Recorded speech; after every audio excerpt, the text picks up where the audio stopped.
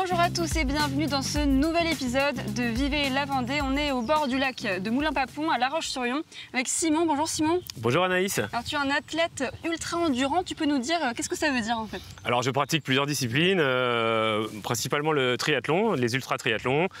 Donc des distances qui vont de l'Ironman, c'est-à-dire 3800 mètres de natation, 180 km de vélo et 42 km de course à pied, à même des formats plus longs maintenant puisqu'il existe des triathlons sur 24 heures. Je pratique aussi l'ultra trail, donc là c'est des épreuves en nature, un peu comme aujourd'hui, où on fait des distances qui vont en général jusqu'à 200-250 km, voire plus sur certaines épreuves. Avec mes pieds en effet, les bras peuvent servir parce que de temps en temps on utilise des bâtons aussi. Voilà, c'est une épreuve d'extrême endurance. Moi ma spécialité c'est vraiment les épreuves qui durent entre 10 heures et 3 jours. Et tu dors où dans ces cas-là? Tu as une tente? Alors rarement quand même, non. On dort assez peu finalement. Hein. Sur une épreuve de 24 heures, en général, on ne dort pas. À 48 heures, on peut dormir un peu, 10 minutes, un quart d'heure.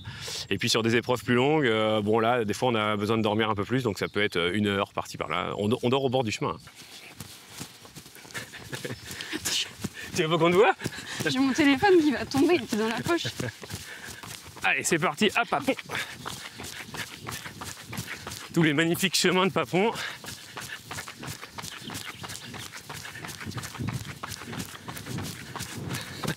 Cheveux au vent. Anaïs n'est plus là. Elle va peut-être arriver. Hein. J'ai fait 13 Ironman déjà, la distance reine du triathlon. Voilà, je les ai tous terminés. Et puis depuis quelques années, il y a maintenant des triathlons sur 24 heures. Et là, j'ai un palmarès qui commence à s'étoffer un petit peu puisque j'ai fini 3 fois sur le podium à l'île de Ré à côté là. Et donc voilà, je suis un peu connu dans ce domaine-là. Après sur les ultra trail, pour le coup, je suis pas très performant. Je le fais vraiment pour finir simplement. Donc je suis dans la masse des pratiquants, comme 98% des pratiquants, hein, puisqu'il y en a très peu qui peuvent gagner ces épreuves-là. Voilà, donc là c'est différent et je fais ça plus pour le plaisir et pour vraiment le défi sportif, quoi. C'est assez inspirant, tu vas nous parler de ton parcours, mais avant ça, tu pourrais nous expliquer comment là ça peut autant bourgeonner ces activités-là, ces compétitions-là de course à pied, de trail, on en voit partout. En ce moment, c'est vrai qu'il y a un énorme engouement pour tout ce qui est activité nature déjà. Bon, c'est vrai que le Covid est passé par là, je pense, et ça a entraîné les gens à sortir un peu davantage. On a tous été enfermés à un moment et on a tous eu envie de sortir après. Donc ça a dû jouer un peu. Et puis, il y a aussi un gros engouement pour le dépassement de soi. Et c'est vrai que c'est des épreuves où la seule gloire qu'on a finalement, c'est de finir. Et finir, c'est des fois très difficile parce qu'on est sur des épreuves extrêmes. Et on se rend compte qu'il y a un engouement énorme sur ces épreuves-là. Les gens commencent par faire un 10 km, puis un semi-marathon ou un demi-Ironman ou autre. Et puis finalement, ils atterrissent sur des épreuves très très longues. Donc en effet, ça devient compliqué de s'inscrire notamment. C'est un peu particulier, quoi. Et comment on s'y met? Parce que moi, par exemple, je fais de la course à pied, comme peut-être beaucoup de monde ici qui va regarder l'épisode. Mais ce qui est compliqué, c'est de s'améliorer. J'imagine qu'il faut faire les choses de façon récurrente pour avoir des résultats, non? Bien sûr. Alors, il faut avoir une pratique régulière. Ça, c'est sûr que c'est hyper important. Bon, moi, je suis coach aussi en parallèle. On n'en a pas encore parlé, mais c'est vrai que c'est mon domaine d'action. Donc là, je connais bien. C'est vrai qu'il faut avoir une pratique régulière. Je dirais que la régularité, le volume global de sport qu'on peut faire dans la semaine, globalement, les gens font pas assez de sport. Hein, ça, c'est sûr. Donc, nous, on est un peu dans l'extrême inverse. Moi, je fais entre 15 et 30 heures de sport par semaine, donc c'est vraiment beaucoup. Mais je dirais la norme, il faudrait que les gens arrivent à faire au moins 5 ou 6 heures de sport minimum par semaine. Et c'est vrai que en s'entraînant régulièrement, on finit par adapter son corps à pouvoir aller faire des choses plus difficiles, aller plus vite ou aller plus longtemps. C'est souvent les deux directions. Hein. Soit on veut aller plus vite, soit on veut aller plus longtemps. Voilà, donc on essaie de travailler sur l'un ou sur l'autre ou sur les deux.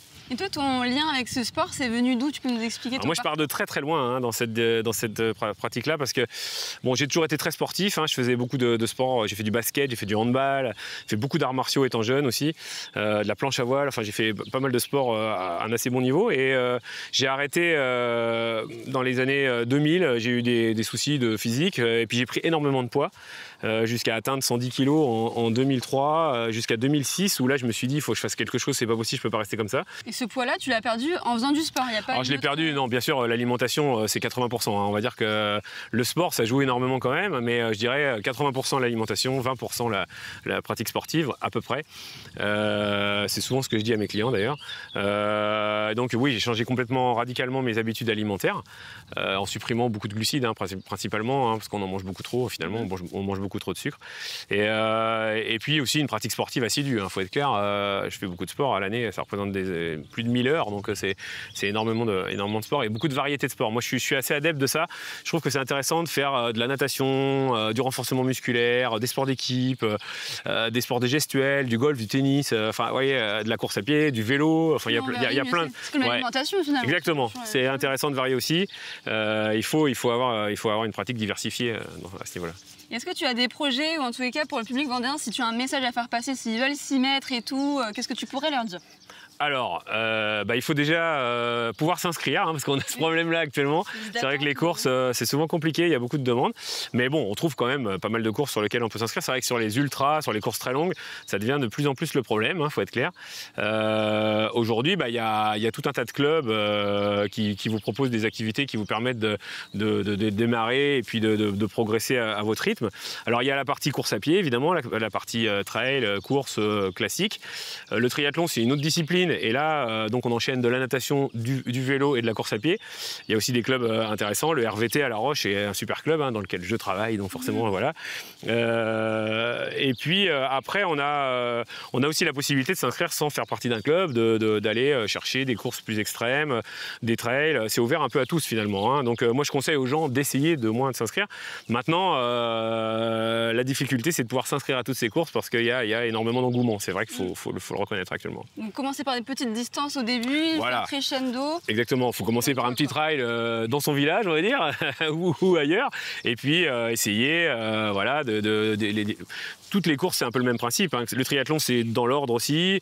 Les courses, on commence par un 5 km, un 10 km. Rapidement, on essaie de s'orienter sur le semi-marathon, qui est quand même une distance intéressante. C'est 21,100. Et puis le marathon, ensuite, 42,2, qui est une distance mythique, vraiment. Donc là, tout le monde essaye un jour d'être marathonien. Voilà. Et puis après, il n'y a plus de limite. Après, on peut aller sur des 100 km, 100 km sur route ou trail. Et puis, la limite, c'est du coup, parce que tu as dit, il y a 4 compétitions à l'échelle internationale qui sont énormes, les plus grandes. Il y en a que 4 quand même. Disons les 4 majeurs en trail, c'est l'UTMB, l'Ultra Trail du Mont Blanc, la Diagonale des Fous, qui est à La Réunion. Et puis deux très grosses courses, la Hard Rock et la Western, qui sont aux États-Unis. C'est des courses de 100 miles, donc 160 km. C'est ça la limite des humains, pour le moment. Il y a encore plus. Il existe des courses de 300, 350, 500 km. Après, on tombe dans la démesure. Dans le triathlon, il y a du DK Ironman, 10 Ironman, triple DK Ironman, 30 Ironman. Ça dure 3 semaines. L'humain est fou. Il faut savoir que l'espèce humaine, c'est la plus endurante des espèces animales. Donc, en effet, on n'a pas trop de limites là-dessus. Bon, après, dans les trucs populaires, on va dire, grand public, plutôt je vais dire, le marathon, l'Ironman éventuellement, bien que ça soit quand même un peu à faire des spécialistes, mais on est quand même nombreux. On va être 3000 par exemple au Sable d'Olonne cette année pour l'épreuve de l'Ironman. Et il y a des épreuves plus petites. Il y a La Roche-sur-Yon qui organise aussi cette année une épreuve, une demi-Ironman, le RVT. Donc là, c'est la moitié. Et là, on va réunir aussi environ 1000 participants ou un peu plus. Donc il y a un engouement vraiment pour ces sports-là. Ok, merci beaucoup Simon pour cet échange. Et puis on n'oublie pas, on démarre sur un trail d'abord autour de son village. Ouais, si on en trouve un. Mais voilà, globalement, il faut démarrer petit. Allez-y progressivement. Merci beaucoup. Merci Anaïs.